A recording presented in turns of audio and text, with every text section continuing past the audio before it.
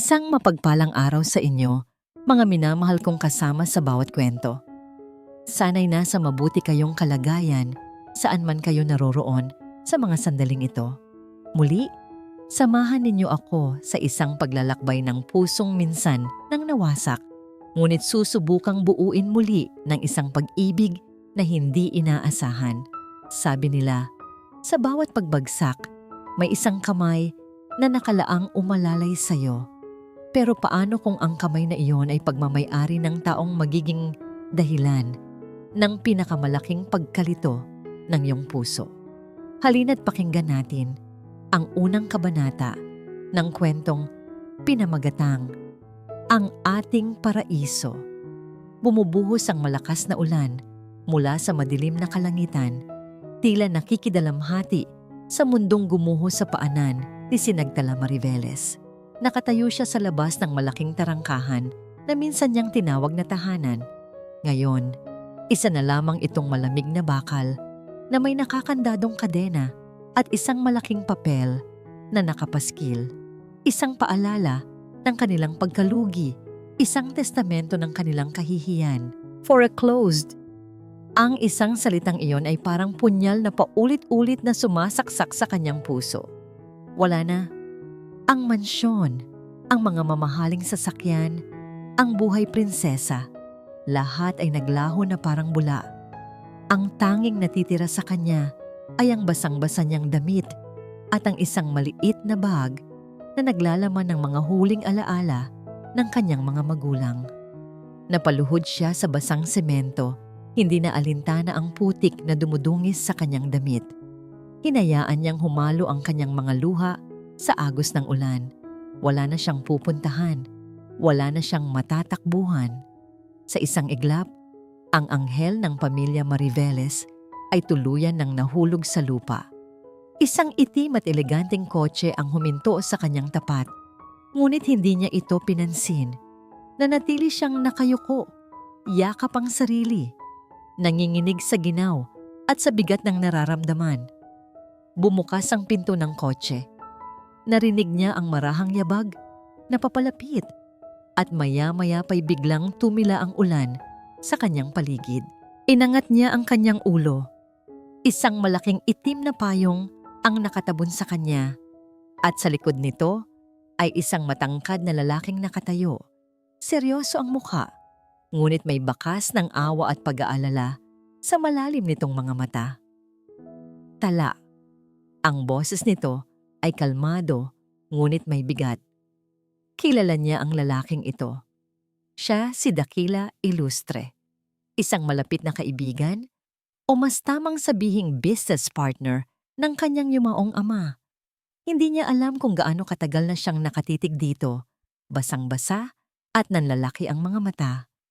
Tila ngayon lang niya napansin ang anyo nito, ang matikas na tindig, ang perpektong gupit ng buhok, na bahagyang nabasa ng ambon, at ang mga matang iyon na tila kayang basahin ang pinakatatago niyang kaluluwa. Halika na, Tala. Hindi ka pwedeng manatili rito. Inilahad ni Dakila ang kanyang kamay. Nag-atubili si Tala. Ang huling taong nag-alok sa kanya ng tulong ay ang mga taong siya ring unang tumalikod sa kanila. Ngunit ang ginaw ay bumabalot na sa kanyang mga buto at ang pagod ay unti-unti nang gumugupo sa kanya. Sa huli, tinanggap niya ang kamay nito. Naramdaman niya ang init at lakas mula sa palad ni Dakila. Isang kuryenteng gumapang sa kanyang buong katawan, isang pakiramdam na matagal na niyang hindi naramdaman, ang pakiramdam na may sasalo sa kanya. Itinayo siya nito ng buong ingat at inalalayan papasok sa kotse. Walang nagsalita sa kanilang dalawa habang tinatahak ng sasakyan ang madilim at basang kalsada. Ibinigay sa kanya ni Dakila ang isang malambot na kumot mula sa likurang upuan. Tinanggap niya ito at ibinalot sa kanyang nanginginig na katawan. Huminto sila sa harap ng isang mas malaki at mas marangyang tarangkahan kaysa sa dati nilang tahanan. Dahan-dahan itong bumukas at tumambad sa kanya ang isang malawak na lupain na may perpektong hardin at isang mansyon na tila palasyo. Sa arko sa itaas ng tarangkahan ay nakaukit ang mga salitang, Hacienda Paraiso, Paraiso, isang salitang kabaligtaran ng impyernong pinagdadaanan niya. Pagpasok nila sa loob ng mansyon, sinalubong sila ng isang matandang babae na may maamong mukha. "Senyorito Aki, mabutit nakabalik na kayo," sabi nito bago napatingin kay Tala. "Diyos ko, kawawa naman ang bata." "Yaya Mayumi, siya na si Tala," pakilala ni Dakila. Ang boses ay naguutos, ngunit may bahid ng lambing. "Ihanda mo ang guest room. Bigyan mo siya ng tuyong damit at mainit na pagkain. Siguraduhin mong magiging komportable siya." "Masusunod po, senyorito," sagot ng matanda. Saka malumanay na lumapit kay Tala. "Halika, Hija. Huwag kang mag-alala. Ligtas ka na rito." Sumunod si Tala kay Yaya Mayumi paakyat sa isang malawak na hagdanan. Dinala siya nito sa isang silid na mas malaki pa sa sala ng dati nilang bahay. May isang king-size bed sa gitna, isang walk-in closet, at isang balkonahing tanaw ang hardin sa ibaba. Lahat ng gamit ay mukhang mamahalin at elegante. Maganda, ngunit nakakapanliit. Pakiramdam niya ay isa siyang pulubi na naligaw sa palasyo ng hari. Isa itong magandang hawla. Matapos maligo at magbihis ng damit na iniabot ni Yaya Mayumi, bumaba si Tala para sa hapunan. Nadatnan niya si Dakila na nag-iisa sa napakahabang lamesa, sapat para sa 20 tao.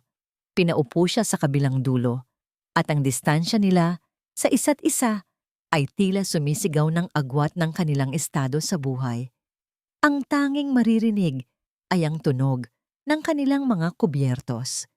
Sinubukan ni Dakila na basagin ang katahimikan.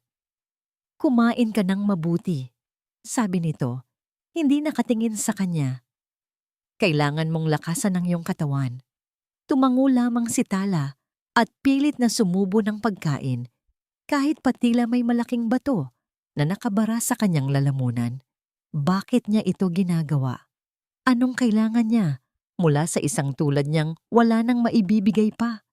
Matapos ang hapunan na puno ng alanganin, nagpaalam si Tala na babalik na sa kanyang silid. Habang paakyat siya ng hagdan, narinig niyang may kausap si Dakila sa telepono mula sa bahagyang nakabukas na pinto ng library. Ang boses nito ay hindi na kalmado. Ito ay matigas, malamig, at puno ng awtoridad. Hindi mahalaga ang sentimiento. Narinig niyang sabi ni Dakila. Ang mahalaga ay nakuha natin ang kontrol. Walang dapat makaalam sa tunay na nangyari sa pamilya Mariveles. Natigilan si Tala. Ang dugo sa kanyang mga ugat ay tila nagyelo. Anong ibig sabihin nito? Dahan-dahan siyang umatras, ngunit huli na. Narinig niya ang huling sinabi nito sa mas mahinang boses na tila isang lihim na ayaw iparinig kanino man. "Siguraduhin mong walang makakaalam na ako ang... Basta gawin mo na lang." Napasinghap si Tala at mabilis na tinakpan ang kanyang bibig. Ang puso niya ay nagsimulang tumibok ng sobrang bilis. Ang lalaking sumagip sa kanya mula sa ulan. Ang lalaking nagbigay sa kanya ng masisilungan. Posible kayang siya rin ang isa sa mga dahilan ng kanilang pagbagsak? Ang paraisong inakala niyang kanlungan ay biglang nagmistulang isang misteryosong panganib. Nakatayo si Dakila Ilustre sa labas ng nakasaradong pinto ng silid kung saan natutulog si Tala. Ang usapan sa telepono kanina ay umalingaw-ngaw pa rin sa kanyang isipan. Bawat salitang binitiwan niya ay may dalang panganib. Isang kinakailangang kasinungalingan para protektahan ang babaeng nasa kabilang pader. Napabuntong hininga siya. Ang pagiging tagapagligtas nito ay may kaakibat na bigat. Isang bigat na handa niyang pasanin habang buhay. Dahan-dahan niyang pinihit ang seradura at marahang sinilip ang loob. Ang ilaw mula sa buwan na tumatagos sa salaming bintana ay nagsisilbing tanging liwanag sa silid. Doon, sa gitna ng malawak na kama, ay mahimbing na natutulog si Tala. Ang mukha nitong payapa ay may bahid pa rin ng lungkot. Kahit sa pagtulog, mukha siyang isang anghel na napagod sa paglipad. Hindi niya napigilang mapangiti ng mapait. Naalala niya ang unang beses na masilayan ng anghel na ito. Isang charity ball yun. 3 taon na ang nakalilipas. Siya ay naroon dahil sa negosyo, napapaligiran ng mga taong nagpapanggap at nakikipagplastikan. Pagod na siya at gusto nang umuwi.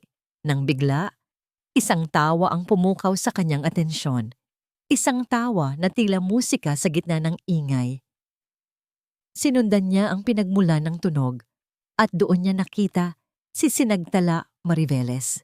18 taong gulang pa lamang ito noon, nakasuot ng isang puting bestida at ang mga matay nagniningning na parang mga bituin.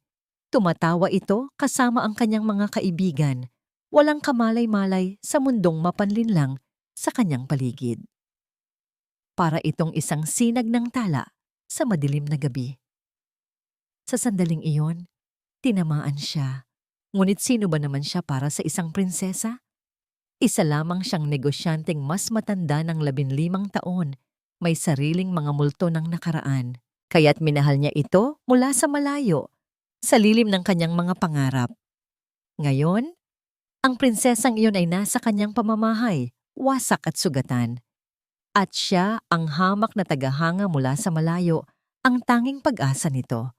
Lumapit siya sa kama at inayos ang kumot na bahagyang nahulog mula sa balikat ni Tala. Hindi ko man naisalba ang kaharian mo, bulong niya sa hangin. Pero ipinapangako ko, poprotektahan ko ang reyna. Kinabukasan, sinadya niyang maglaan ng oras para kay Tala.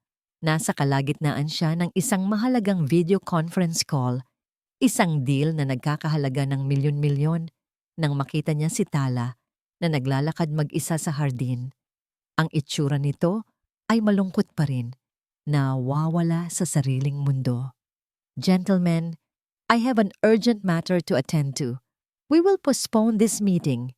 Malamig niyang sabi sa kausap bago patayin ang tawag. Hindi na niya hinintay ang kanilang reaksyon.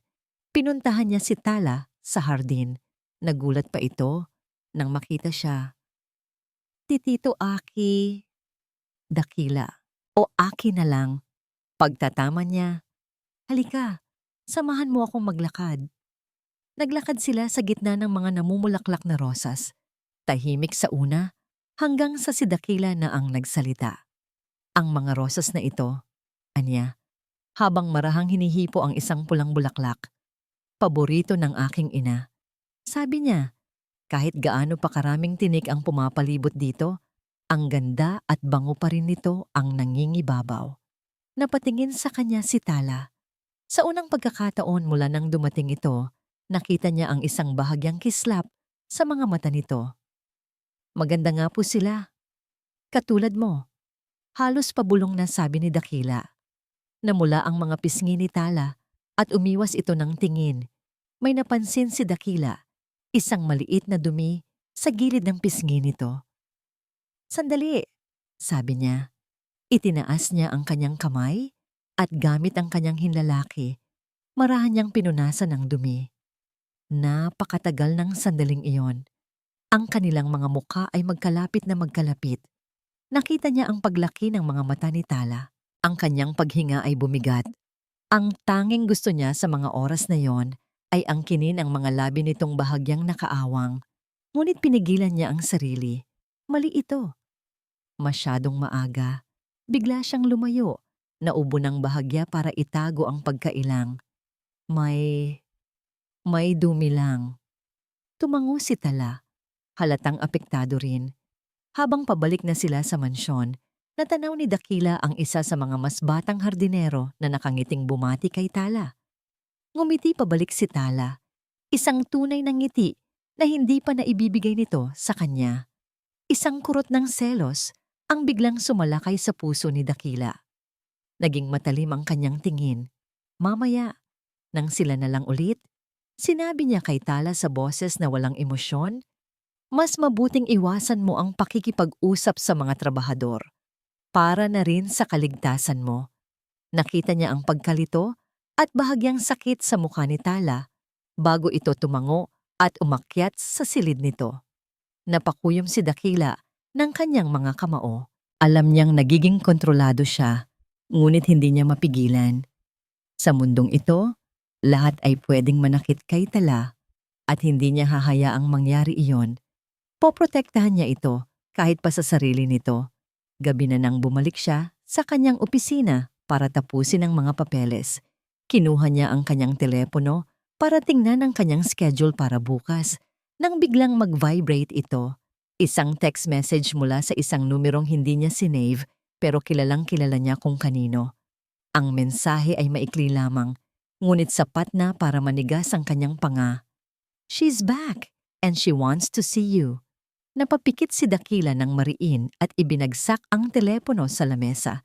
Isang pangalan ang namutawi sa kanyang mga labi. Isang pangalan na kasama ng gulo at pait. Silakbo. Ang unos ay paparating at kailangan niyang siguraduhin na hindi nito maaabot si Tala. Ilang araw na ang lumipas.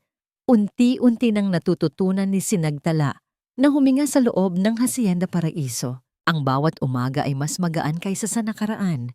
Ang mga ngiti ni Yaya Mayumi ay nagbibigay sa kanya ng init. At kahit paano'y nagkakaroon na sila ni Dakila ng mga sandali ng tahimik na pagkakaunawaan. Lalo na kapag naglalakad sila sa hardin. Ngunit sa kabila ng lahat, ang alinlangan ay nananatiling nakatanim sa kanyang puso. Ang mga salitang narinig niya mula sa library noong unang gabi ay paulit-ulit na bumabalik. At ang biglaang pagiging istrikto nito, lalo na ang pagbabawal sa kanyang makipag-usap sa ibang tao, ay naglalagay ng isang pader sa pagitan nila. Sino ba talaga si Dakila Ilustre? Isang tagapagligtas o isang tagapagbantay ng isang magandang kulungan? Isang hapon, habang nagbabasa siya ng libro sa may beranda, isang ugong ng makina ang bumasag sa katahimikan ng hasyenda. Isang kulay pulang sports car ang mabilis na pumasok sa driveway at huminto ng biglaan sa harap ng pangunahing pinto. Bago pa man makababa, si Tala. Para alamin kung sino ang bisita, bumukas na ang pinto ng sasakyan. Lumabas mula rito ang isang babae. Isang napakagandang babae. Ang mahaba at alon-alon nitong buhok ay tila sumasayaw sa hangin. Ang suot nitong pulang bestida ay perpektong bumagay sa kanyang balingkinitang katawan. Bawat kilos nito ay puno ng kumpiyansa at kapangyarihan, para itong isang apoy na naglalakad. Sakto namang lumabas si Dakila mula sa mansyon, tila narinig din ang pagdating ng sasakyan. Ang seryosong mukha nito ay nagbago. "Silakbo," sabi ni Dakila. Ang tono niya ay hindi masaya, pero hindi rin galit. Tila ba ito ay isang pangyayaring matagal na niyang inaasahan, ngunit ayaw dumating. "Aki, my love," sigaw ng babae.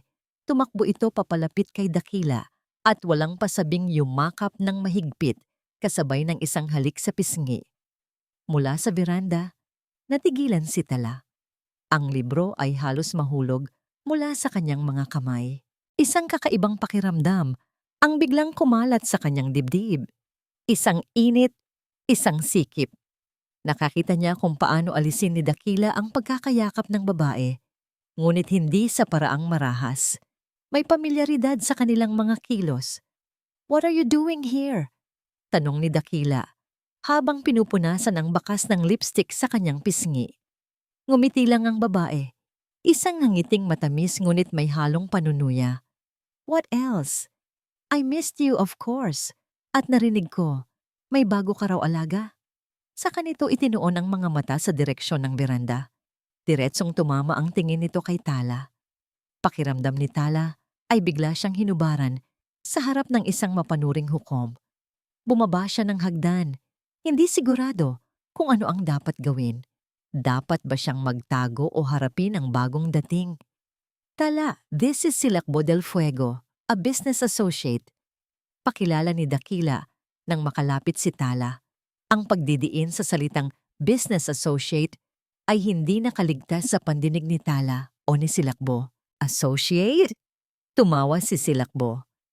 "Is that what you call me now, Aki?" Binalingan niya si Tala, sinusuri ito mula ulo hanggang paa. "So, this is the girl, ang kawawang ampon?" Ang bawat salita ay parang lason na tumatagos sa balat. Naramdaman ni Tala na namula ang kanyang mukha. Gusto niyang magsalita, ipagtanggol ang sarili, ngunit walang lumabas na salita mula sa kanyang bibig. Silakbo! Stop it! Mariing saway ni Dakila. Hinawakan nito ang braso ni Tala, isang kilos na tila nagbibigay proteksyon. Pumasok ka na sa loob, Tala. Ngunit ang kilos na yon ay tila mas nagpaalab sa apoy sa mga mata ni Silakbo. Sa halip na tumigil, mas lalo pa itong nang asar. Bakit, Aki? Natatakot ka bang marinig niya ang katotohanan? Dinala ni Dakila si Silakbo sa kanyang opisina, ngunit ang malakas nilang boses ay dinig pa rin hanggang sa sala kung nasaan si Tatala. Hindi niya sinasadyang makinig, ngunit ang mga pader ay tila may sariling mga tainga. Hindi mo siya pwedeng itago habang buhay, Aki. Ano ba talaga siya sa'yo? Isang pamalit? O isang charity case? Sigaw ni Silakbo. Wala kang pakialam, Silakbo. Leave her out of this. Ganting sigaw ni Dakila. Puno ng pag-aalala, lumapit si Yaya Mayumi kay Tala. Huwag mo na lang silang pansinin, Hija. Ganyan talaga si Senyorita Silakbo. Parang bagyo. Nang gabing iyon, sumabay sa hapunan si Silakbo. Sa paanyaya na rin ni Dakila para maiwasan ang mas malaking eksena. Ang buong hapunan ay isang pagsubok para kay Tala. Walang tigil si Silakbo sa pagpapaalala ng kanilang nakaraan ni Dakila, ang kanilang mga biyahe sa ibang bansa, ang mga party, ang mga proyektong pinagsamahan nila. Si Tala naman ay nanatiling tahimik. Pakiramdam ay isa siyang multo sa sariling lamesa. Sa isang pagkakataon, nang kukuha sana ng tubig si Tala, sinadya ni Silakbo na ibangga ang siko nito sa baso ng red wine. Tumapon ang laman nito sa puting blusa ni Tala, ang isa sa mga natitirang disenteng damit na dala niya mula sa dati nilang buhay. "Oh my gosh! I'm so sorry!" sabi ni Silakbo. Ngunit ang nangiti sa kanyang labi ay nagsasabi ng ibang kwento. "It's just a blouse, right? I'm sure Tito Aki can buy you 100 more." Tumayo si Dakila, ang panga ay naninigas sa galit. "That's enough, Silakbo." "Paumanhin po," sabi ni Tala. Nanginginig ang boses. "Aakyat na po ako." Mabilis siyang umalis. Hindi na hinintay ang sagot nila. Habang nasa paanan siya ng hagdan, narinig niya ang huling banat ni Silakbo. "See? Parang kuting na basang-basa. Ganyan ba ang tipo mo ngayon, Aki? Mga kaawa-awa?" Nang makapasok sa kanyang silid, doon na bumuhos ang kanyang luha. Hindi dahil sa natapong alak, kundi dahil sa pakiramdam ng pagiging kaawa-awa. Pakiramdam niya ay isa siyang basura na pinulot lang. At ang mas masakit, ang lalaking nagligtas sa kanya ay may koneksyon sa babaeng yumuyurak sa kanyang pagkatao. Ilang sandali pa, may kumatok. Si Dakila. "Tala, are you okay?" Hindi siya sumagot. "Patawarin mo na si Silakbo," sabi nito mula sa labas. Ganoon lang talaga siya. Ang mga salitang yon, sa halip na magpakalma, ay mas lalong nagpasakit sa kanyang dibdib. Pinagtatanggol pa rin niya ito. Kinabukasan, maagang umalis si Dakila. Naiwan si Tala kasama si Silakbo na tila reyna ng mansyon. Habang nagkakape si Tala sa kusina, lumapit si Silakbo. May iwi na wagayway na hikaw. Isang napakagandang hikaw na may kumikinang na diamante. "Nakita mo ba ang kapares nito?" tanong ni Silakbo. Kunwari nag-aalala. "Naiwan ko yata kagabi." Umiling si Tala. Ngunit habang pabalik siya sa sala, may nakita siyang kumikinang sa ilalim ng sofa. Ang kapares ng hikaw, pinulot niya ito at akmang ibabalik kay Silakbo nang bigla itong sumulpot sa kanyang likuran. "Ah, there it is. Salamat sa pagpulot, bata," sabi ni Silakbo na may matamis, ngunit mapanlokong ngiti. Kinuha nito ang hikaw mula sa kanyang kamay. "Regalo niya sa akin iyan.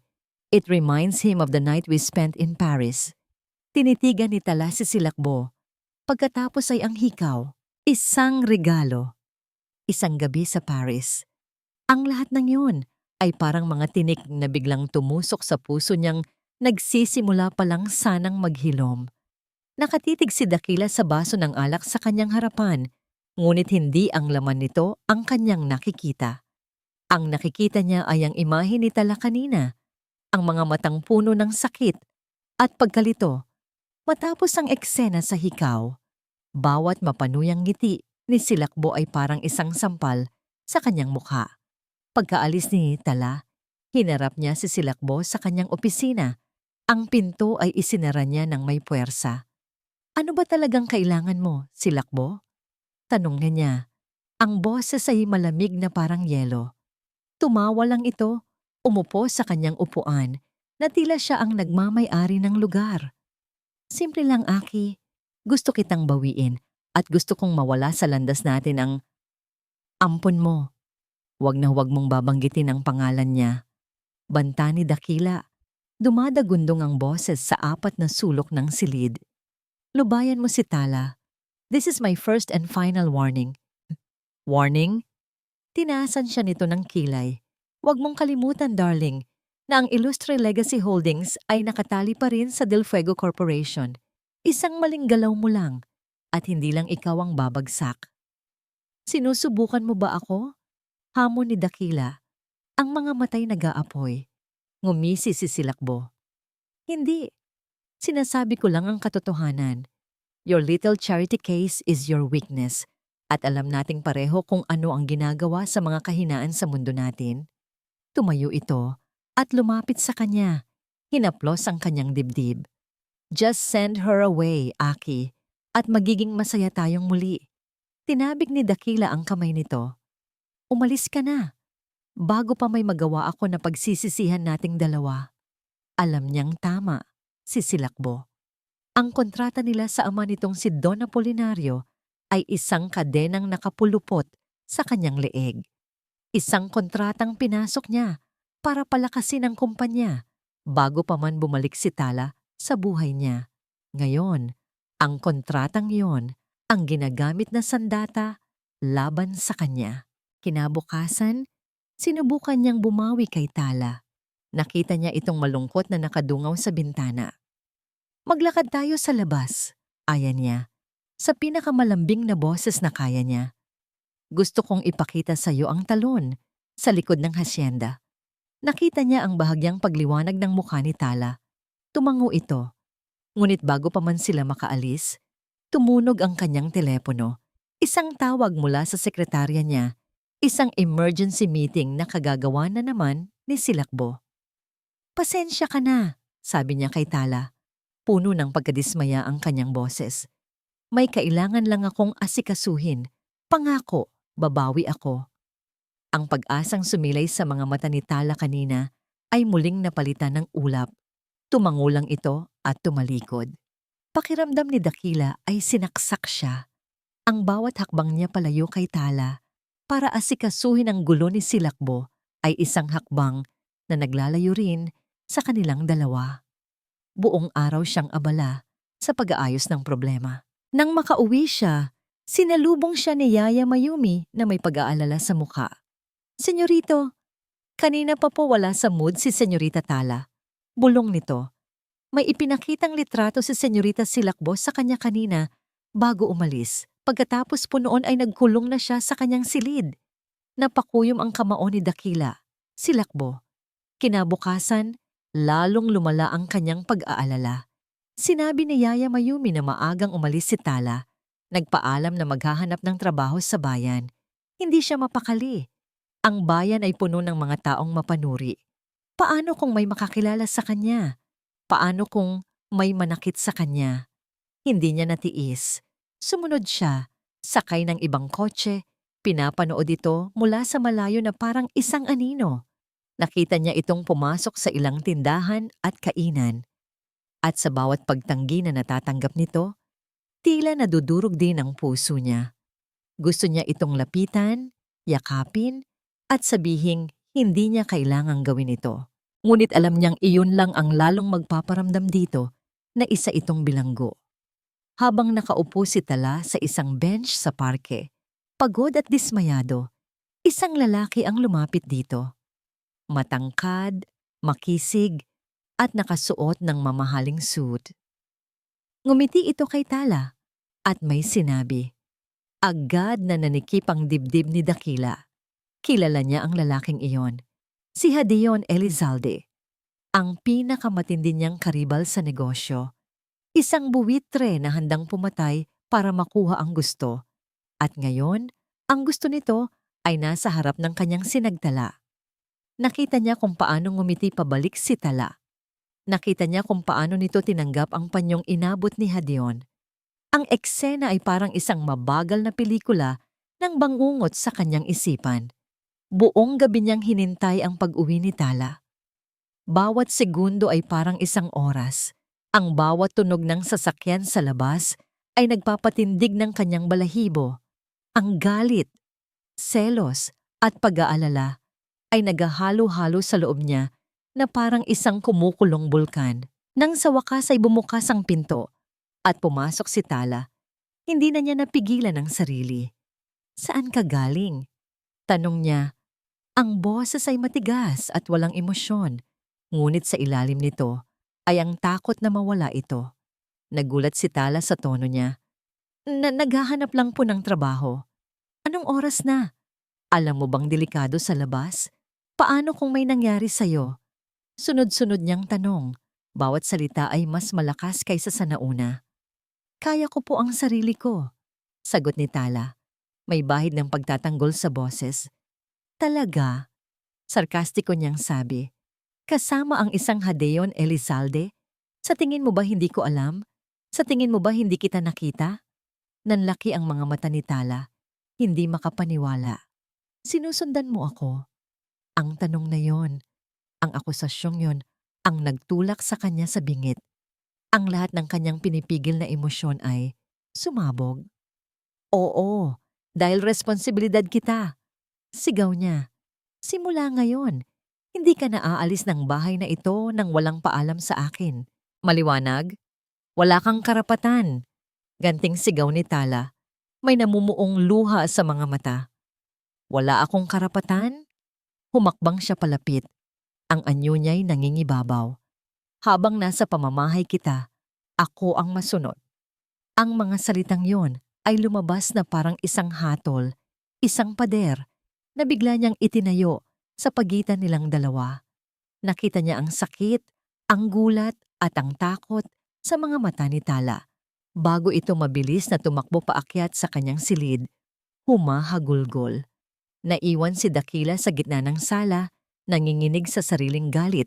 Dinig na dinig ang pagsara ng pinto na tila isinasara na rin nito ang anumang pagkakataong mapalapit siya dito. Habang nasa pamamahay kita, ako ang masusunod. Ang mga salita ni Dakila ay parang isang malamig na kadena na ipinulupot sa leeg ni Sinagtala. Ang Hacienda Paraiso na minsan niyang sinubukang ituring na kanlungan ay opisyal nang naging kanyang ginintuang hawla. Ang bawat sulok ng magandang hardin ay parang rehas na bakal. Ang bawat masasarap na pagkaing inihahanda ni Yaya Mayumi ay tila walang lasa. Hindi siya pwedeng magpatalo. Ang pagkaawa sa sarili ay isang luhong hindi niya kayang bayaran. Kung ang pagiging kontrolado ni Dakila ang magiging gabi niya, gagawa siya ng sarili niyang bituin. Kinabukasan, sa kabila ng takot, ginawa niya ang isang bagay na matagal na niyang dapat ginawa. Hinintay niyang umalis si Dakila papunta sa opisina nito. Pagkatapos, nagpaalam siya kay Yaya Mayumi na magpapahangin lang sa hardin. Ngunit sa halip na pumunta sa hardin, dumaan siya sa likurang tarangkahan na bihirang gamitin at tahimik na lumabas ng hasyenda. Naglakad siya papunta sa bayan, ang puso niya'y kumakabog sa bawat hakbang. Ito ang kanyang unang tunay na pagsuway. Ang kanyang determinasyon ay nagbunga. Sa dulo ng bayan, may isang maliit na coffee shop na ang pangalan ay Kalinaw Cafe. Pumasok siya at nagbaka sakali. Ang may-ari, isang matandang babae na nagngangalang Aling Puring, ay nangangailangan ng ekstra na katulong sa hapon. Nang makita nito ang sinseridad sa mga mata ni Tala, Tinanggap siya nito agad. Ang Kalinaw Cafe ang naging kanyang munting paraiso. Ang bango ng kapeng bagong giling, ang tunog ng mga nag-uusap na customer, ang simpleng gawain ng paglilinis ng mga tasa at pag-serve ng order. Lahat ng yon ay nagbigay sa kanya ng pakiramdam ng kabuluhan. Dito, hindi siya si Sinagtala Mariveles, ang naghihirap na ampon. Dito, siya lang si Tala, isang simpleng empleyado. Lumipas ang isang linggo. Isang hapon, habang abala siya sa pagpupunas ng mesa, iniabot sa kanya ni Aling Puring ang isang maliit na sobre. Ang kanyang unang sahod. Hindi ito malaki. Ngunit nang hawakan niya ang pera sa kanyang palad, naramdaman niya ang isang bagay na mas mahalaga kaysa sa lahat ng yaman na minsan nilang pag-aari. Ang dignidad. Isang ngiti ang sumilay sa kanyang mga labi. Isang tunay at masayang ngiti. Si Hadeon Elizalde ay naging regular na customer. Tuwing hapon darating ito, uupo sa paborito nitong pwesto sa may bintana at o-order ng kape. Palagi itong magalang, may dalang ngiti, at hindi katulad ni Dakila. Tila interesado ito sa kung ano ang nasa isip niya. Isang araw, may inabot itong isang libro kay Tala. Nakita ko ito sa bookstore kahapon, sabi ni Hadeon. Naalala kita. Tungkol ito sa isang babaeng muling bumangon mula sa pagkakadapa. Tinanggap ni Tala ang libro. Walang sino man ang nagbigay sa kanya ng ganito. Isang bagay na hindi material, kundi may kahulugan. Salamat, sabi niya.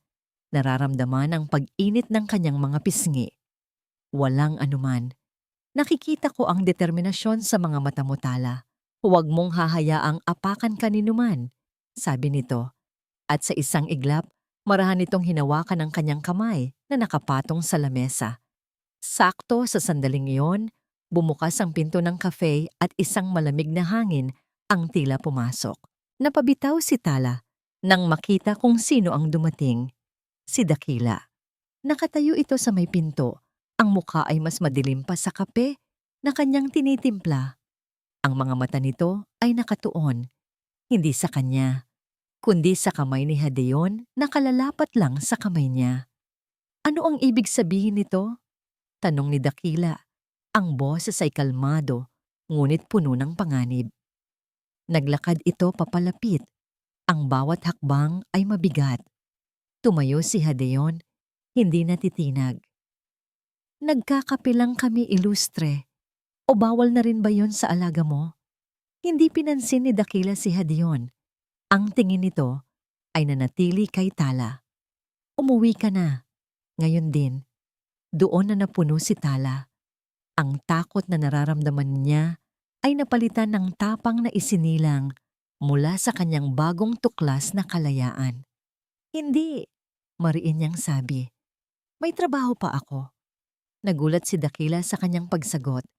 Humakbang ito palapit at hinawakan siya sa braso. Sinabi kong umuwi ka na, Tala. Pumiglas si Tala. Inalis ang kamay nito sa kanyang braso. Tinitigan niya ito ng diretso sa mga mata. Ang mga luha ng galit at frustrasyon ay namumuo. Hindi ako isang bagay na pagmamay-ari mo, Aki.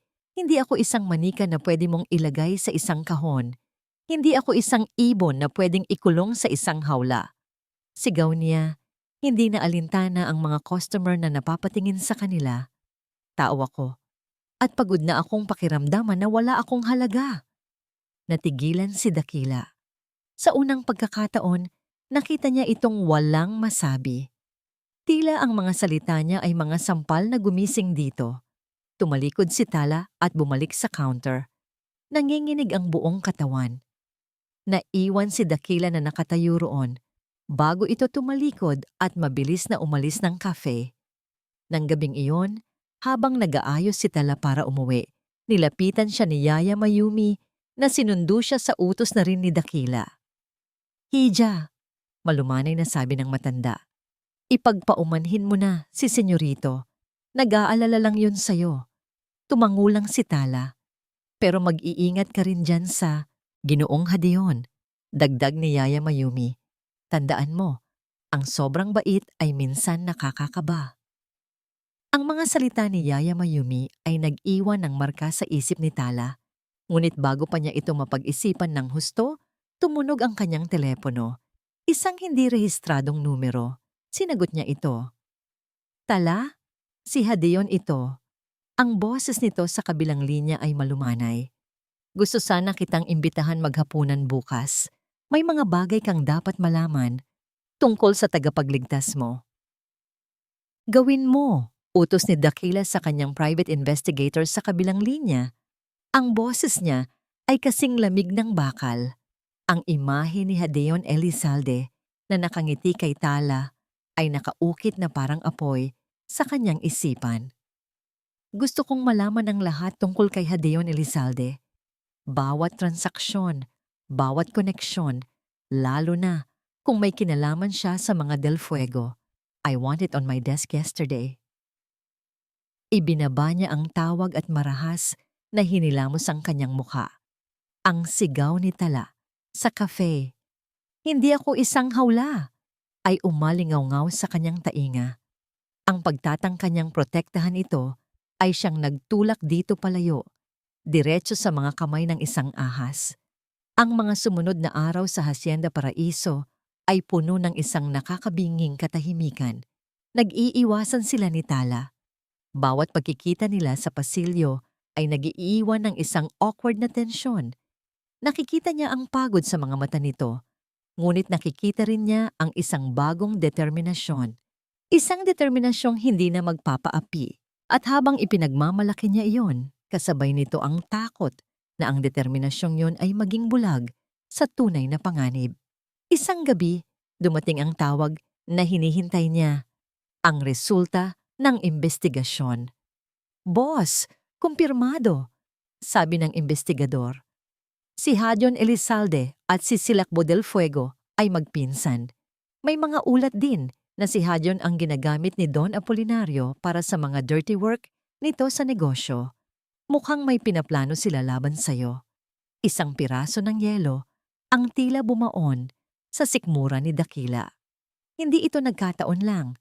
Ito ay isang planadong atake at ang target nila ay hindi ang kanyang kumpanya.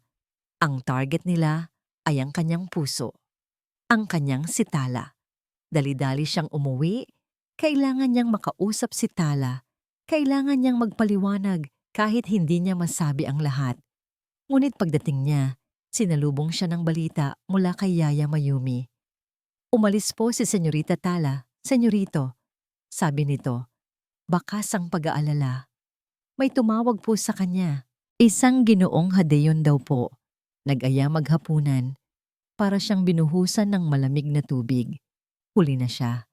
Ang bitag ay inilatag na at si Tala ay naglalakad patungo rito. Sinubukan niyang tawagan ang telepono nito, ngunit hindi ito sumasagot. Ang magagawa na lang niya ay maghintay, isang uri ng torture na dahan-dahang pumapatay sa kanya. Hating gabi na nang bumalik si Tala. Nag-aabang si Dakila sa sala, sa dilim. Nang bumukas ang pinto, agad niyang nakita ang pagbabago. Ang mukha ni Tala ay maputla. Ang mga mata nito ay puno ng isang emosyon na hindi pa niya nakikita dati. Isang halo ng sakit, pagdududa, at malamig na galit. Tala, saan ka galing? Sinubukan niyang maging kalmado.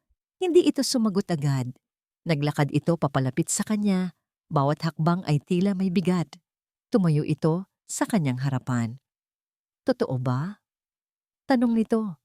Ang boses ay basag. Binili mo ang lahat ng pagkakautang ng kumpanya ni Papa? Natigilan si Dakila. Ito na nga. Ito ang lason na itinanim ni Hadeon. Tala, hayaan mo akong magpaliwanag. Sagutin mo ako. Sigaw nito. Ang luha ay nagsimula ng mamuo. Oo o hindi. Napapikit si Dakila. Oo. Isang hikbi ang kumawala kay Tala. Umatras ito na parang napaso. Kaya pala bigla kang sumulpot na parang isang bayani. Hinintay mo lang kaming bumagsak. Hinintay mong mawala ang lahat sa amin para makuha mo ako.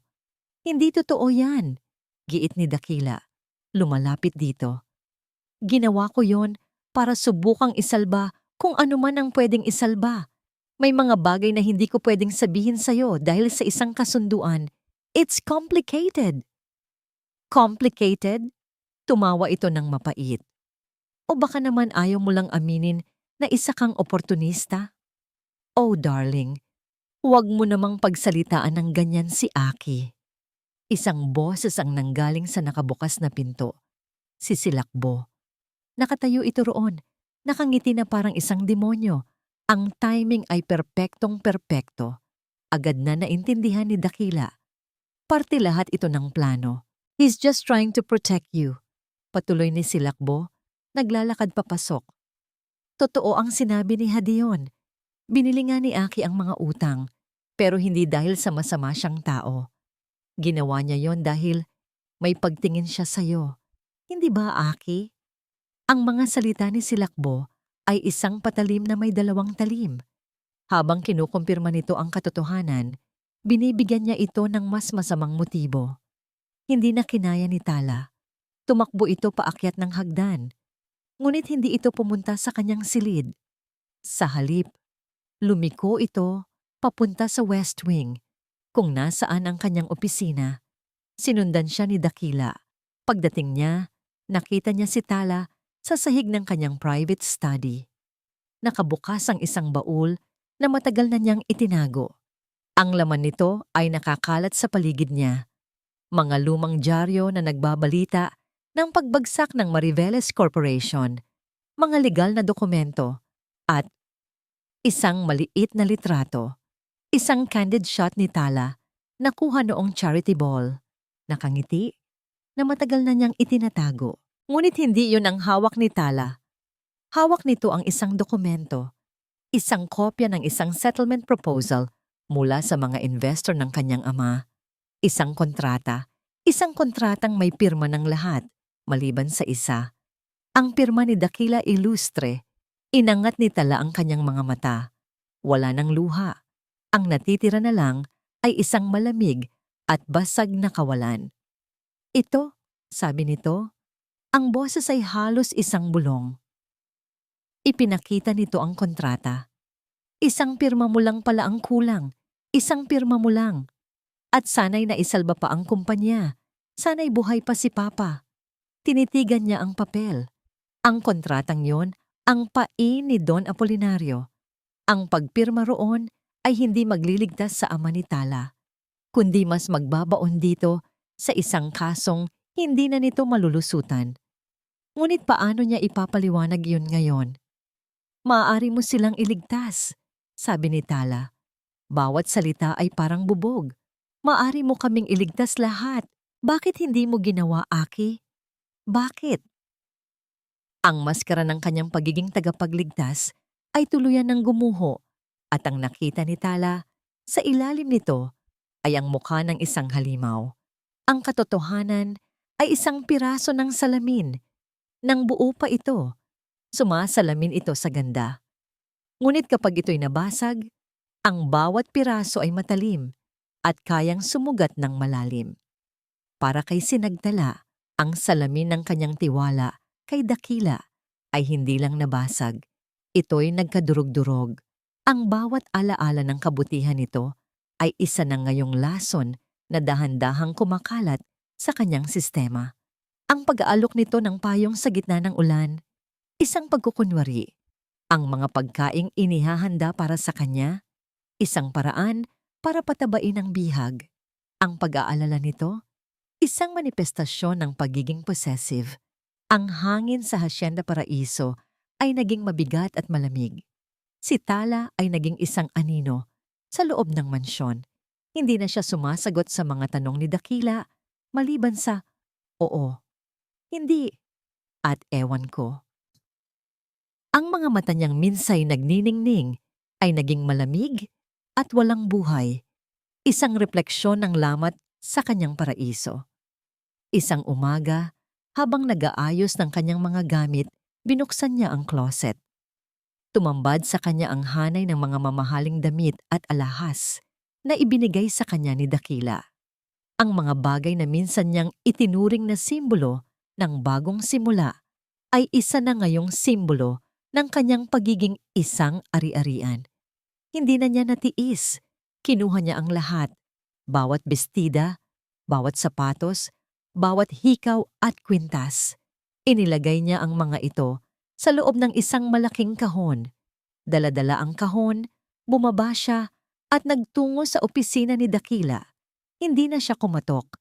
Napaangat ng tingin si Dakila mula sa mga papeles nito. Nagulat.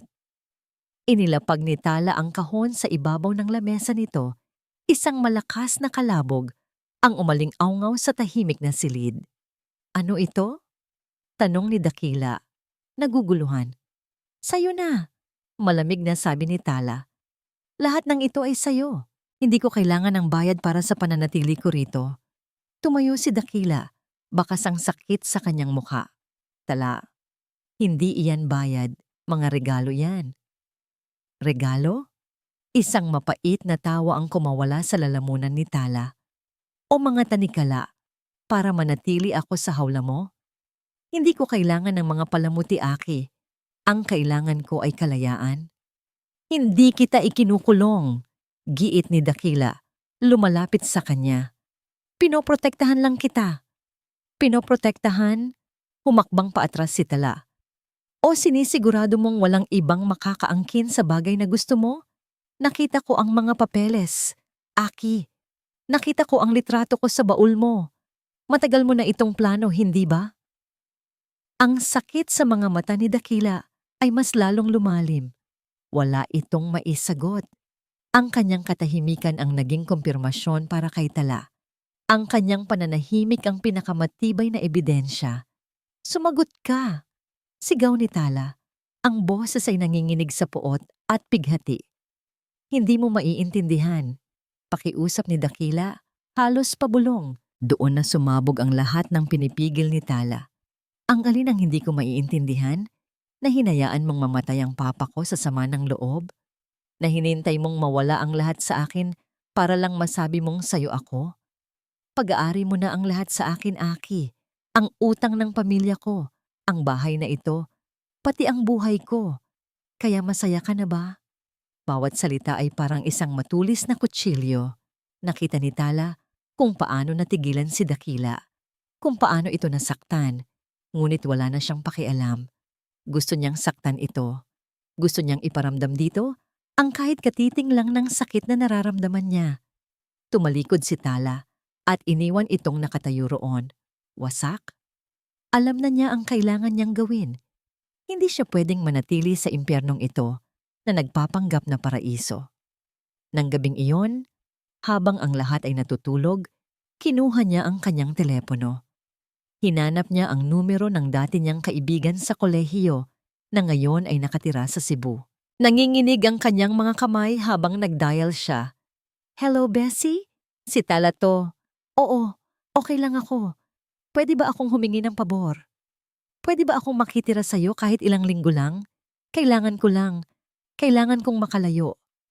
Nang makakuha ng kumpirmasyon, nagsimula na siyang mag-impake ng kanyang iilang gamit sa isang maliit na bag. Plano niyang umalis sa susunod na gabi. Kinabukasan, habang papalabas siya ng kanyang silid, hinarang siya ni Silakbo sa pasilyo. May kakaiba sa ngiti nito ngayon, isang uri ng pakikiramay na halatang halata ang pagiging peke. Tala. I'm so sorry sa nangyari, sabi nito. Narinig ko ang sigawan ninyo ni Aki. Alam kong masakit para sa'yo na malaman ang katotohanan. Hindi umimik si Tatala. Gusto niya itong lagpasan. Alam mo, patuloy ni Silakbo, hinahawakan ang kanyang braso. Ayaw ko sanang gawin to. Pero bilang babae, naaawa ako sa'yo. May dapat kang marinig para matauhan ka na ng tuluyan. May kinuha si Silakbo mula sa kanyang bulsa, ang telepono nito. May pinindot ito at isang pamilyar na boses ang umalingaw-ngaw sa tahimik na pasilyo. Boses ni Dakila. Tama na ang pagpapanggap. Pagod na ako. Oo, hayaan mo na sila. Pabagsakin mo na sila. Siguraduhin mong sa akin lang siya tatakbo. Paulit-ulit na tumatakbo ang mga salitang yon sa isip ni Tala. Ang bawat pantig ay isang pako na ibinabaon sa kanyang kabaong. Ang huling piraso ng pagdududa, ang huling hibla ng pag-asang baka nagkamali lang siya, ay tuluyan ng naputol. Ito ang huling patunay. Ang lahat ay isang malaking dula, at siya ang naging tangang bida. Binitiwan ni Silakbo ang kanyang braso. Umalis ka na, habang may panahon ka pa, Tala, bago ka pa niya ubusin ng tuluyan. Tumalikod si Silakbo at naglakad palayo. Naiiwan si Tala na nakatayo roon, hawak ang malamig na pader para suportahan ang sarili. Ang kanyang paraiso ay hindi lang nagkalamat. Ito ay gumuho na, at siya ay natabunan sa ilalim ng mga guho nito. Sa akin lang siya tatakbo. Ang mga salitang yon ay ang huling pako sa ataol ng kanyang puso. Walang nang luha, walang nang galit. Ang natira na lang ay isang malamig at basag na pakiramdam ng kawalan. Ang lahat ng pinagdaanan niya sa Hacienda Paraiso, ang mga sandali ng pag-aalala, ang mga halos magkadikit na labi, ang mga pag-asang sumibol sa kanyang dibdib, lahat ay isang malaking kasinungalingan. Isa siyang tau-tauhan sa isang dula na si Dakila Ilustre ang nagsulat, nagdirehe at nag-produce. Hindi na siya magpapagamit. Nang gabing iyon, habang ang buong mansyon ay nababalot ng katahimikan, isinulat niya ang kanyang huling mensahe sa isang piraso ng papel.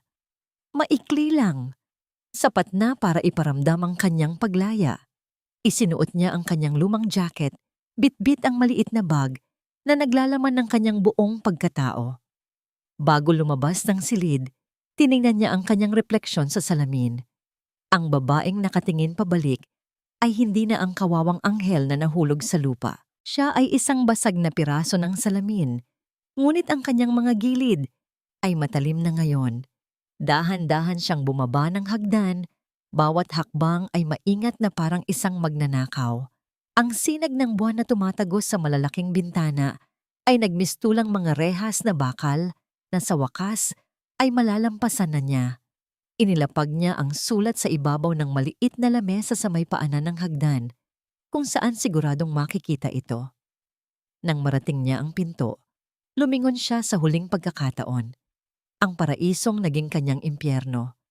Pagpihit niya ng seradura, isang luha ang pumatak mula sa kanyang mga mata, isang huling paalam. Pagkatapos ay lumabas na siya sa dilim, hindi na lumingon pa.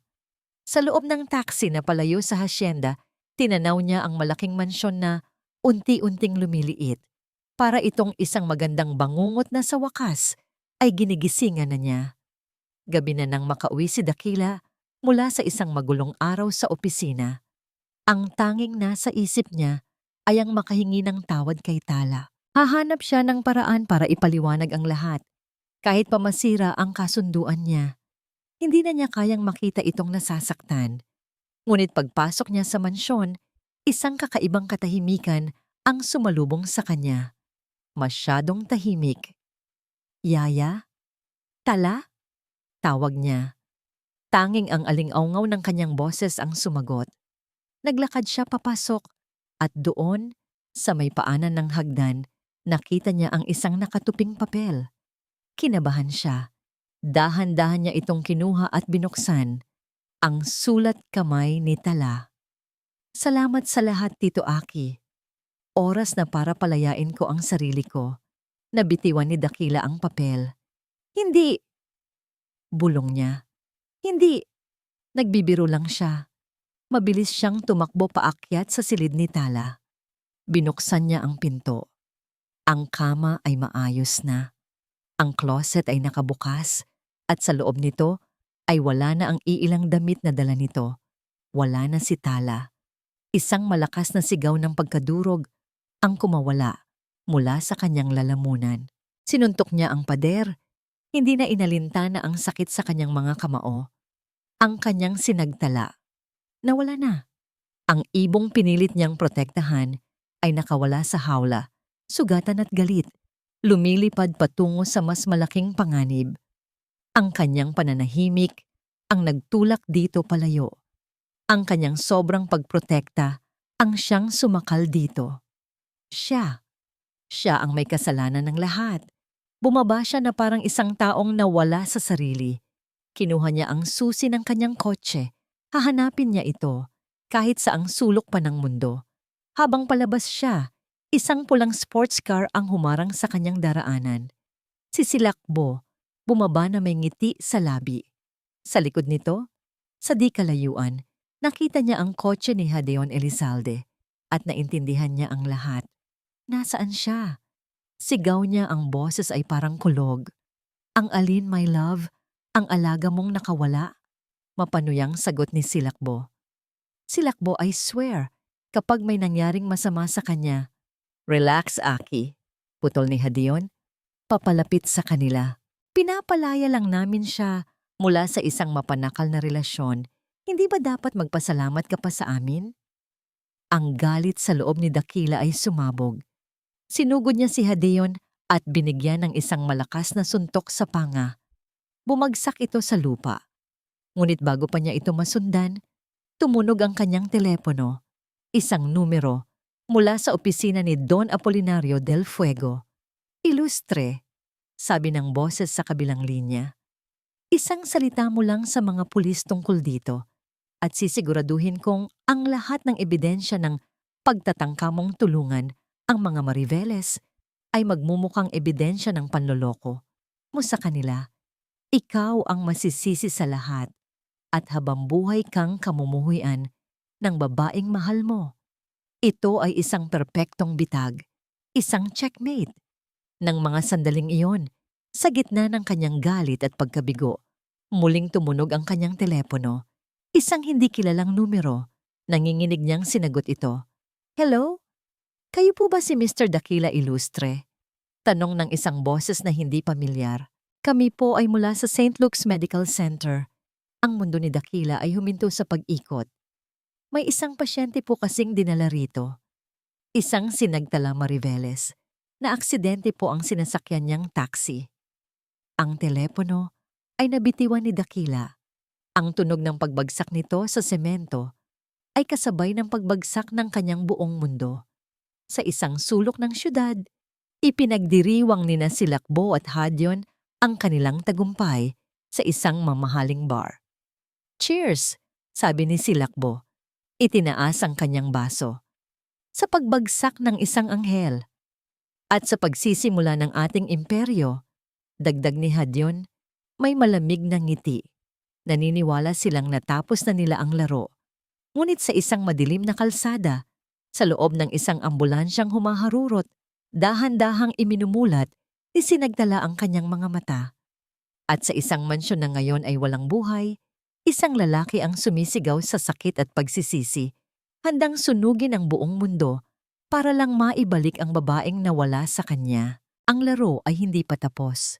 Ito ay nagsisimula pa lamang. Ang bawat hakbang ni Dakila sa mahabang pasilyo ng ospital ay parang isang suntok sa kanyang dibdib. Ang amoy ng antiseptic, ang puti at malamig na mga pader, ang mga nag-aalalang mukha ng mga taong nakakasalubong niya. Lahat ay tila mga anunsyo ng isang paparating na trahedya. Nilipad niya ang daan papunta rito, hindi na alintana ang batas trapiko o ang sarili niyang kaligtasan. Ang tanging mahalaga ay ang makarating kay Tala. Sinagtala Mariveles? Tanong niya sa nurse station. Ang boses ay pagod at halos paos. Itinuro siya ng nurse sa isang silid sa dulo ng pasilyo. Emergency room 3. Huminga siya ng malalim bago buksan ang pinto. At doon, nakita niya ito. Nakahiga si Tala sa isang kama. May benda sa noo at ilang gasgas sa braso. Ang mukha nitong maputla ay tila mas lalong pumuti dahil sa ilaw ng ospital. May isang dextrose na nakakabit sa kanyang kamay. Ngunit sa kabila ng lahat, humihinga ito. Buhay ito.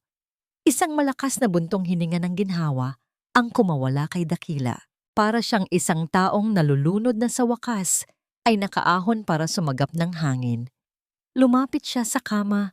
Ang mga binti ay nanginginig pa rin. Hinawakan niya ang kamay ni Tala na walang dextrose. Malamig ito. Isang doktor ang pumasok. Mr. Ilustre, I'm Dr. Santos.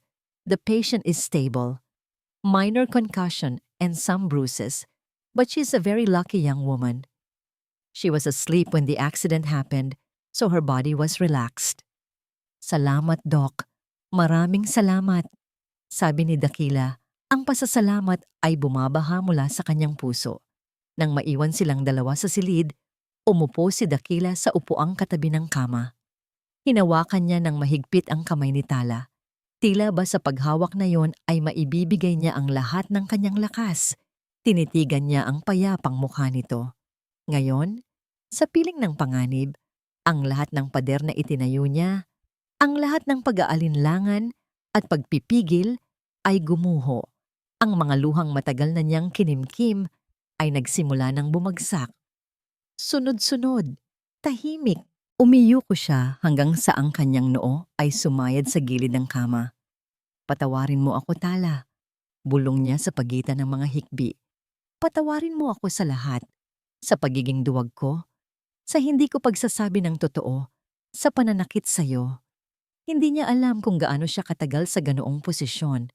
Ang alam lang niya, sa mga sandaling iyon, ibinuhos niya ang lahat ng sakit, pagsisisi at takot na bumabalot sa kanyang puso.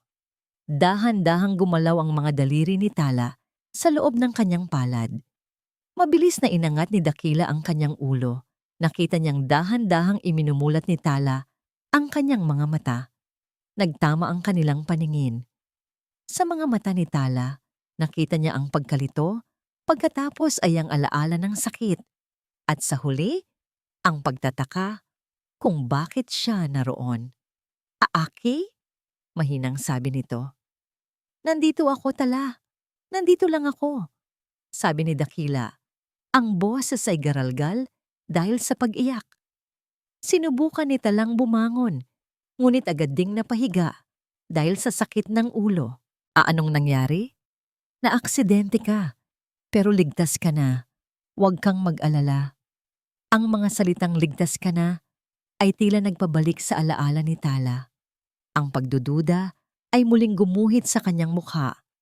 Hinila niya ang kanyang kamay mula sa pagkakahawak ni Dakila. Bakit ka nandito? Malamig niyang tanong. Ang tanong na yon ay mas masakit pa sa kahit anong suntok. Ngunit sa pagkakataong ito, hindi nauurong si Dakila. Dahil hindi ko kayang mawala ka. Sabi niya, tinititigan ito ng diretso sa mga mata. Hinahayaan itong makita ang lahat ng kahinaan sa kanyang kaluluwa. Hindi ko na alam kung alin ang totoo sa mga sinasabi mo, sabi ni Tala. Umiiwas ang tingin. Kung gayon, pakinggan mo ako ngayon. Pakinggan mo ang nag-iisang katotohanan na matagal ko nang itinago. Pakiusap ni Dakila. Hinawakan niyang muli ang kamay nito at sa pagkakataong ito, hindi na ito pumiglas. Huminga siya ng malalim. Ang kontratang nakita mo, ang proposal, iyon ay isang bitag mula kay Don Apolinario del Fuego, ang ama ni Silakbo. Matagal na silang may galit sa pamilya ninyo dahil sa isang business deal na hindi pabor sa kanila noon. Kung pinirmahan ko yun, hindi lang malulugi ang kumpanya ng papa mo. Makukulong din siya sa kasong economic sabotage na sila rin ang nagtanim. Hindi ko yun pinirmahan para iligtas siya sa mas malaking kapahamakan. Ang pagbili ko sa mga utang ay para makuha ko ang kontrol at mapigilan ng iba na bilhin iyon at gamitin laban sa inyo. Tumingin si Tala sa kanya, ang mga matay puno ng pagkalito. Bakit? Bakit hindi mo sinabi? Dahil may non-disclosure agreement. At dahil, duwag ako. Akala ko, sapat nang protektahan ka sa paraang alam ko, sa pagtatago sa'yo, sa pagkontrol sa mga bagay sa paligid mo. Pero nagkamali ako. Ang ginawa ko ay nasaktan ka lang. Ipinakita niya rito ang kanyang telepono. Ito ang mga resibo ng sahod ng mga dati ninyong kasambahay at driver.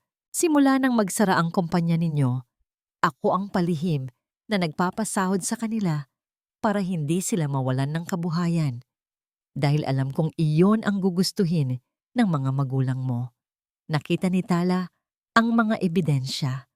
Ang bawat piraso ng katotohanan ay unti-unting winawasak ang pader ng galit na itinayo niya.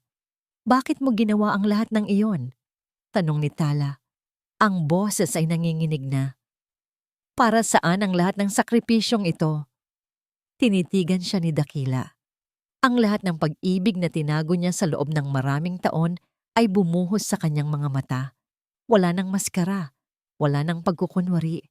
Dahil mahal kita, Tala, noon pa man. Ang mga salitang yon ay hindi pumasok sa tainga ni Sinagtala. Pumasok ang mga ito sa kanyang puso. Dahan-dahang pinupuno ang bawat basag na piraso, bawat puwang na iniwan ng sakit at pagdududa. Tinitigan niya ang mga mata ni Dakila. Ang mga matang minsan niyang inakalang mapanlinlang ay puno ngayon ng isang emosyong hindi maikakaila. Isang dalisay, masakit, at matagal nang itinatagong pag-ibig. Hindi siya nagsalita. Sa halip, ang isang luhang kanina pa niya pinipigilan ay tuluyan ng pumatak. Hindi ito luha ng kalungkutan, kundi luha ng pagkaunawa. Ang lahat ng mga piraso ng palaisipan ay nagsimula nang magkabit-kabit. Ang mga tingin nitong palihim, ang labis na pag-aalala, ang galit nito nang makita siyang kasama ni Hadion. Hindi iyon pag-aari, kundi pagseselos. Hindi iyon pagkontrol, kundi takot na mawala siya. Dahan-dahan, itinaas niya ang kanyang kamay at marahang hinaplos ang pisngi ni Dakila. Pinupunasan ang bakas ng luha nito gamit ang kanyang hinlalaki. Sa simpleng haplos na yon, naramdaman niya ang pagyanig ng katawan nito. Sa haplos na yon, ipinaramdam niya ang kanyang sagot, ang kanyang pagpapatawad. Nang makalabas si Tala ng ospital, makalipas ang 2 araw, ibang-iba na ang hangin sa pagitan nila. Ang dating mabigat na katahimikan ay napalitan ng isang komportableng pananahimik. Ang dating agwat sa hapagkainan ay nawala. Magkatabi na silang umuupo ngayon. Hindi pa sila opisyal na nag-uusap tungkol sa kanila, ngunit ang kanilang mga kilos ay sapat ng kasagutan. Isang gabi, habang nakaupo sila sa veranda at pinapanood ang mga bituin, si Tala na ang bumasag sa katahimikan. Salamat, Aki, sabi niya. Sa lahat. Ngumiti si Dakila. Isang nangiting ngayon lang nakita ni Tala. Isang nangiting abot hanggang sa mga mata. Wala iyon. Ang mahalaga ay ligtas ka. Hindi lang iyon, sabi ni Tala. Nilingon ito. Salamat sa pagpapakita sa akin na may halaga ako, kahit noong mga panahong ako mismo ay hindi naniniwala roon. Humakbang palapit si Dakila. Kailanman ay hindi ka nawalan ng halaga sa paningin ko, Tala. Mula pa noong una kitang makita. Ang kanilang mga mata ay muling nagtagpo. Ang distansya sa pagitan nila ay unti-unting nawawala. Ang hangin ay tila huminto sa pag-ihip. Ang mundo ay tila nawala at silang dalawa na lang ang natira. Dahan-dahan, inilapit ni Dakila ang kanyang mukha. Hinihintay nito ang kanyang permiso. Hindi na nag-atubili si Tala. Siya na mismo ang sumalubong sa mga labi nito. Ang kanilang unang halik ay hindi mapusok o puno ng pagnanasa. Ito ay isang halik na puno ng pangungulila, ng pagpapatawad, ng pag-asa. Isang halik na naghilom sa lahat ng sugat. Isang halik na nagsasabing, sa wakas, natagpuan na kita. Simula sa gabing iyon, nagbago ang lahat. Nagsimula silang magplano. Alam nilang hindi pa tapos ang laban. Sina Don Apolinario at si Lakbo ay hindi titigil hanggat hindi sila nasisira. Kailangan nating makuha ang orihinal na kopya ng audio recording na pinakinig sa'yo ni si Lakbo. Sabi ni Dakila habang nasa opisina sila, pinag-aaralan ng mga dokumento. At kailangan nating patunayan na may sabuatan sila ni Hadion para pabagsakin hindi lang ang pamilya mo, kundi pati na rin ang Ilustre Holdings. Paano? Tanong ni Tala. May naisip na ako, sabi ni Dakila. May determinasyon sa mukha. Sa gitna ng kanilang pagpaplano, isang araw ay nilapitan si Tala ni Yaya Mayumi. May inabot itong isang luma at balat-balat na kwaderno. Ito ang lumang diary ng Senyora Luwalhati, ang ina ni Senyorito Aki, paliwanag ng matanda. Bago siya pumanaw, ibinilin niya ito sa akin. Sabi niya, ibigay ko raw ito sa babaeng tunay na magmamahal sa kanyang anak. Nanginginig ang mga kamay ni Tala habang binubuklat ang mga pahina. Puno yon ng mga tula at sa loobin ng isang mapagmahal na ina. Sa huling pahina, may isang entry na parabang isinulat para sa kanya. Para sa iyo na magiging liwanag ng aking dakila.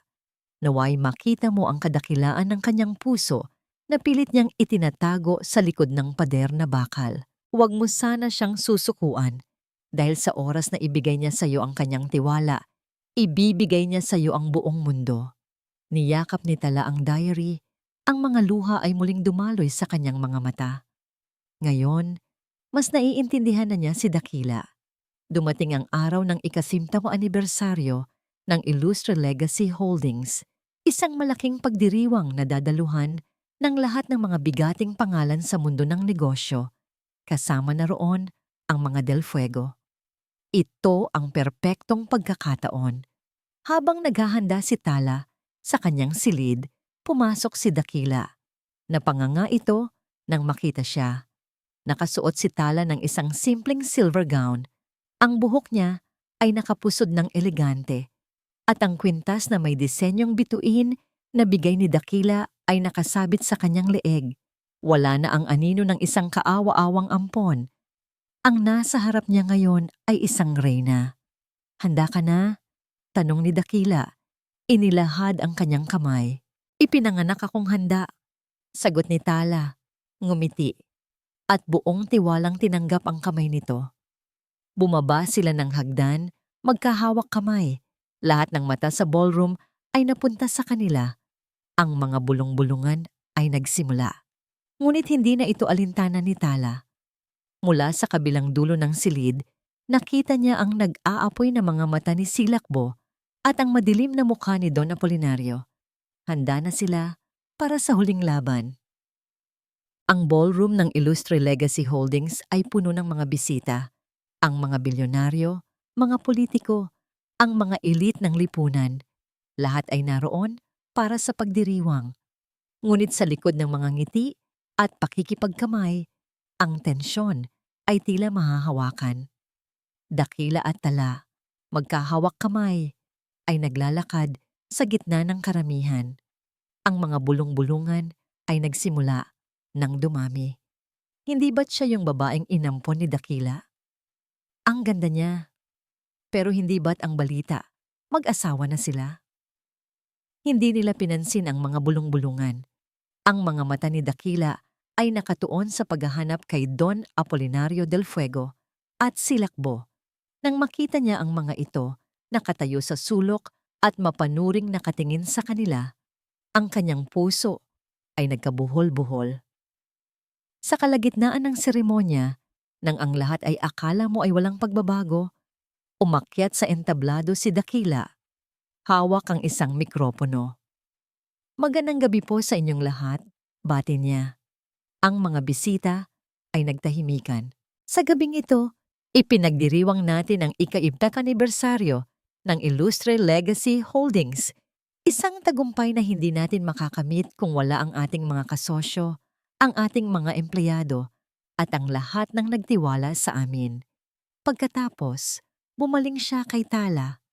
Ngunit sa gabing ito, gusto kong ipakilala ang isang taong nagbigay ng bagong kahulugan sa aking buhay. Isang taong naging aking inspirasyon, aking lakas, at aking pag-ibig. Itinaas niya ang kamay ni Tala at lahat ng mata ay muling bumaling sa kanila. Si Sinagtala Mariveles, pagpapakilala niya. Isang matunog na palakpakan ang umalingaw-ngaw sa buong ballroom. Ngunit ang nangiti ni Silakbo ay biglang naglaho. Ang kanyang mga mata ay puno ng pagkamuhi. Sa araw na ito, nagpatuloy si Dakila. Gusto kong sabihin ang katotohanan. Ang katotohanang matagal ko nang itinago. Ang katotohanang nagdulot ng malaking sakit sa maraming tao. Tumahimik ang buong ballroom. May mga nagtangkang sirain ang aming kumpanya. May mga nagtangkang sirain ang aking buhay. Ngunit hindi nila alam. Ang pag-ibig ay mas matibay pa sa kahit anong panganib. Kinuha ni Dakila ang isang remote control at itinuro ito sa isang malaking screen sa likod niya. Isang video ang nag-play. Ang video ay nagsimula sa isang ordinaryong eksena. Dakila at Silakbo nag-uusap sa opisina. Ngunit unti-unti, ang mga salita ay nagiging isang pag-amin sa isang napakalaking panlilinlang. Ibig sabihin, isasara na natin ang kumpanya ng Mariveles? Tanong ng boses ni Silakbo sa video. Oo, sagot ni Dakila sa video. Bagaman ang kanyang tinig ay pinutol at ginawang hindi malinaw upang linlangin ang mga tao. Ipinakita ni Dakila ang orihinal na audio recording kung saan nagpatuloy ang video. Hindi, may pagkakataon pa tayong iligtas ang kanilang kumpanya. Sigaw ni Dakila sa orihinal na recording. Iniharap ni Dakila ang isang lalaki mula sa kanyang legal team. Ang lahat ng ito ay gawa-gawa lamang ni Hadeon. Si Hadeon ay nagsilbi bilang tagapagpayo ng Don Apolinario sa mga hindi kanais-nais na proyekto. Ang tunay na pakay nila ay sirain hindi lang ang pamilya Mariveles, kundi pati na rin ang mga ilustre. Ang mga mata ni Silakbo ay nanliliit sa galit. Agad niyang naintindihan ng lahat. Isang bitag. Biglang nagsalita si Tala. Kanyang sarili, na ngayon ang humahawak sa mikropono, naging tahimik muli ang lahat, naghihintay sa sasabihin niya. Bakit ko hinayaang mangyari ito? Bakit ako nagpadala sa galit at pagdududa? Tanong din niya. Ang boses ay matatag at puno ng emosyon. Dahil hindi ko alam ang katotohanan. Akala ko, ang pag-ibig ay nangangahulugan ng pagkakaroon ng lahat ng kontrol. Akala ko, ang pag-ibig ay tungkol sa pagprotekta sa iba mula sa sakit. Ngunit nagkamali ako. Ang pag-ibig ay tungkol sa tiwala. Ang pag-ibig ay tungkol sa pagpapalaya. Ang pag-ibig ay tungkol sa pagiging matapang. At ngayon, nakita ko na. Itinuro niya si Don Apolinario at Silakbo. Sila ang responsable sa lahat ng nangyari sa akin at sa pamilya ko. Sila ang nagtangkang sirain ang aming mga buhay. Sa puntong yun, nagkagulo. Si Silakbo ay sumugod kay Tala. Tila nais itong saktan, ngunit pinigil siya ng mga gwardiya. Si Don Apolinario ay nanigas sa kanyang upuan. Ang kanyang mukha ay putla sa takot. Biglang, isang ingay ng sirena ang narinig sa labas ng ballroom. Ang mga pulis naaresto si Don Apolinario at Silakbo at inihatid sa presinto. Nang tumahimik na ang lahat, lumapit si Dakila kay Tala. Lumuhod siya, hawak ang kanyang kamay. Sinagtala Mariveles, sabi niya, ang mga mata ay puno ng pagmamahal. Mula nang una kitang makita, ikaw na ang aking bituin, aking inspirasyon, ikaw ang aking paraiso. Handa ka bang makasama ako sa pagbuo ng sarili nating mundo? Hinawakan ni Tala ang kanyang pisngi. Ang mga matay puno ng luha. Isang masayang luha. Oo, Dakila. Sagot niya. Ang boses ay nanginginig. Oo, habang buhay. Hinalikan ni Dakila ang kanyang kamay. Pagkatapos ay, sa harap ng lahat, inilabas niya ang isang singsing at inihingi siya ng kasal. Tatanggapin mo ba ako, Tala? Sa pagitan ng mga palakpakan at paghiyaw, ngiti at luha, sumagot si Tala. Oo, Aki.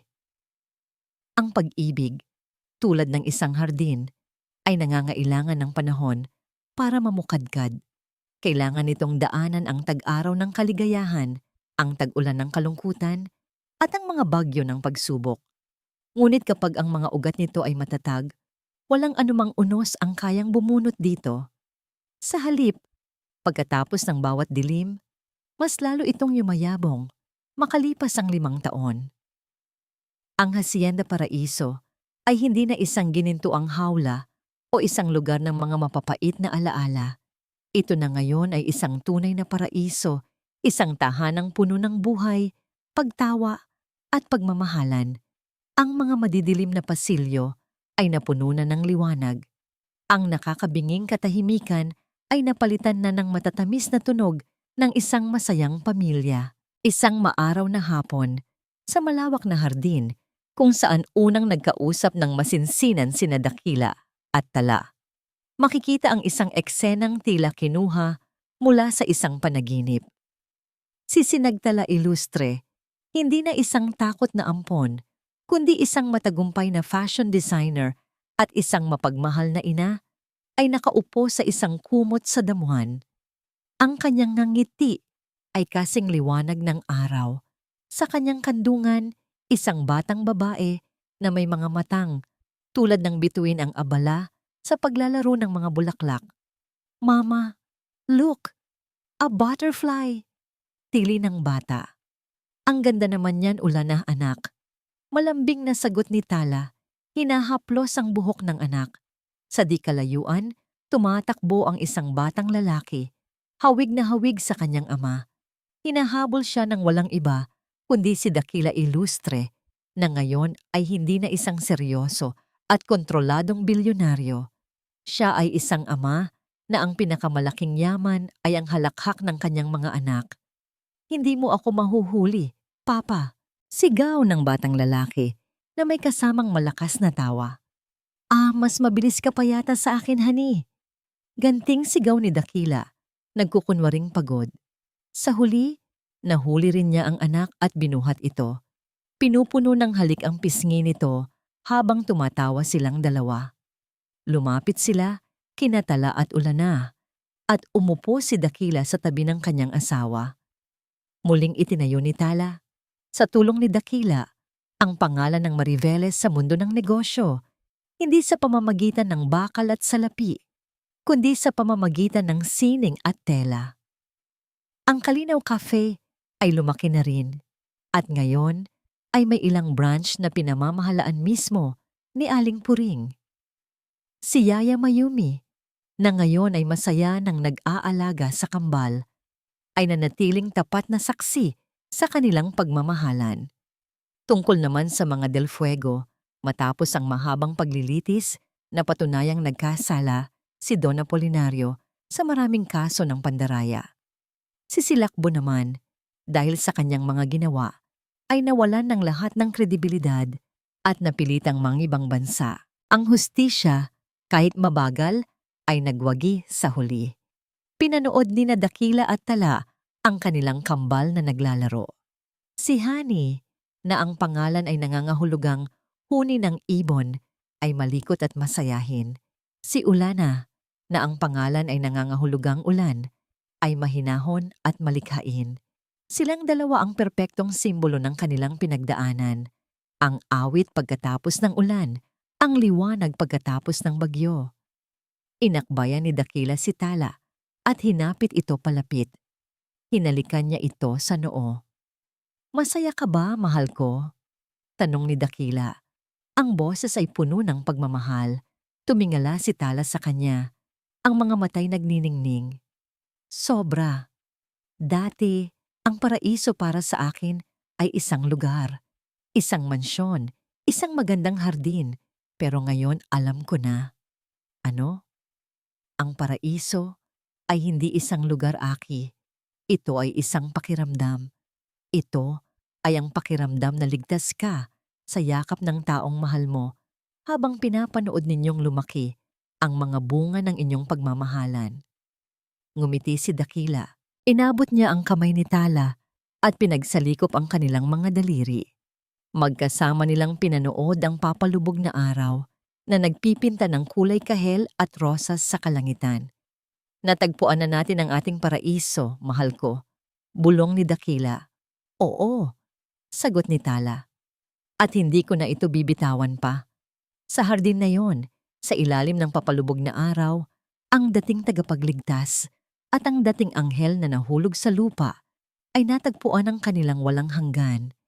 hindi bilang isang amo at alaga, hindi bilang isang tito at pamangkin, kundi bilang dalawang kaluluwang pinag-isa ng pagsubok, pinatatag ng pagpapatawad, at binuklod ng isang pag-ibig na kasing dalisay at kasing ganda ng isang paraiso. Salamat po sa inyong walang sawang pagsubaybay sa kwento ng pag-ibig ni na Dakila at Sinagtala. Sa pagtatapos ng kanilang paglalakbay, nais kong iwan sa inyo ang isang munting pagninilay. Ang kwentong ito ay nagtuturo sa atin na ang tunay na pag-ibig ay hindi tungkol sa pagiging perpekto. Ito ay tungkol sa pagtanggap sa mga pagkakamali, sa pagpapatawad sa mga sugat ng nakaraan, at sa tapang na harapin ang bukas ng magkahawak kamay. Ipinapaalala nito sa atin na ang pinakamalaking pagsubok ay maaaring maging daan patungo sa pinakamatamis na tagumpay, at ang tunay na paraiso ay hindi matatagpuan sa anumang marangyang lugar, kundi sa piling ng taong nagbibigay sa atin ng kapayapaan at nagpapakita sa atin ng ating tunay na halaga. Maraming salamat po sa inyong oras at sa pagbubukas ng inyong mga puso sa kwentong ito. Ang inyong pakikinig ang nagsisilbing inspirasyon sa aming patuloy na paglikha. Nais po naming marinig ang inyong saloobin. Ano po ang pinakapaborito ninyong bahagi ng kwento? Anong aral ang inyong napulot? At anong uri po ng kwento ang gusto ninyong mapakinggan sa susunod? Huwag po kayong mag-atubiling mag-iwan ng komento sa ibaba. Hindi dito nagtatapos ang ating paglalakbay. Marami pa pong kwentong kasing ganda at mas puno ng aral dito sa aming channel. Kung nagustuhan nyo ang kwentong ito, i-like, i-share sa pamilya at mga kaibigan, at mag-subscribe na rin para lagi kayong updated sa mga susunod pa naming kwento. I-click nyo ang notification bell para kayo ang unang makarinig kapag may bago kaming upload.